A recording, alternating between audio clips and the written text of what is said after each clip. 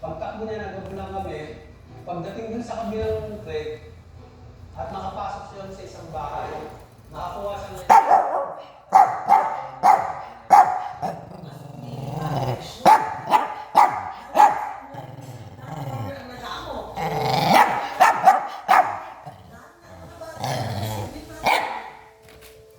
si Heidi na naninirahan malapit sa pinangyarihan ng insidente, hindi rin nakapaniwala sa nangyari.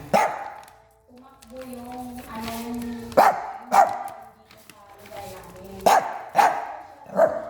Maraming mga bata po yung nag-aaral ko dyan sa kalye po. Siyempre natatakot dito ako lang magulang. Ayun po, dumating naman po kaagad. So naisip ko, baka mamaya, makabot siya ng bata o gawin niya pang hostage. Mas minaligi ko na tawagin yung pansin sa akin na lang mapunta para sa akin susunod. Hanggang sa ang dalawa, nagpanggulo na.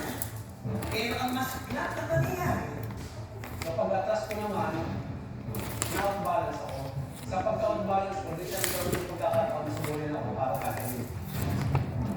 kahit sa katay, pilit pa rin siyang bumangon. Ang ating bayaning pulis, sugatan at duguan.